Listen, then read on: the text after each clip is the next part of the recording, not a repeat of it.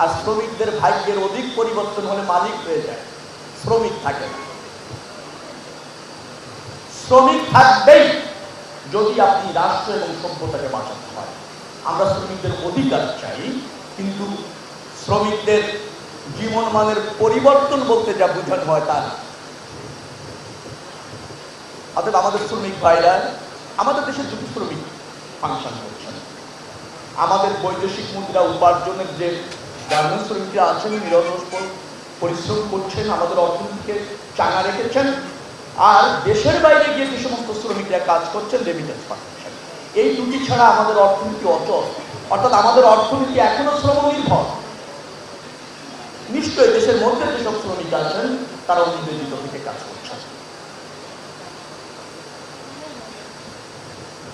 প্রশ্নটা হচ্ছে, বাংলাদেশের একটা সৌভাগ্য, ন্যাচারালি প্রায় 16,000 কিলোমিটারের মতো নৌপথ আমাদের আছে। ন্যাচারাল, এর চেয়ে বড় সৌভাগ্য আমাদের হয় না। কিন্তু দুর্ভাগ্য হচ্ছে আমরা তার সঠিক ব্যবহার করতে পারি না বা জানি না। আমার মহাসড়ক বিভাগে আছে 23,000 কিলোমিটার রাস্তা। দীর্ঘ 53 বছর চেষ্টা করে সেটা বানানো হয়েছে। আর ন্যাচারালি আমি প্রায় 16,000 কিলোমিটারের মতো নৌপথ পেয়েছি। অর্থাৎ নৌপথের আমরা যদি রাষ্ট্রবান্ধব ব্যবস্থা করতে পারতাম, এটা আমাদের জন্য সবচেয়ে বড় আশীর্বাদ। এই মুহূর্তে 7,500 কিলোমিটারের মতো আমরা সচল রাখতে পেরেছি। 1200 কিলোমিটারের মতো ড্রেজিং চলে সচল রাখার চেষ্টা হচ্ছে।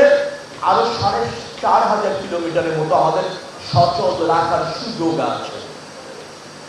কিন্তু আমাদের নৌযান এবং নৌ ব্যবস্থাপনা যারা জড়িত সবাই আছেন ফাংশন করার জন্য জরাজীর্ণতা রয়েছে। অনেকে বলছেন আনুষ্ঠানিকভাবে এই সপ্তাহ উদযাপন হবে, তারপরের দিন থেকে আবার যা তাই হয়ে যাবে। এটাও সত্য, কিন্তু এটাও সত্য যে এই সপ্তাহ উদযাপন করার গুরুত্বপূর্ণ প্রয়োজন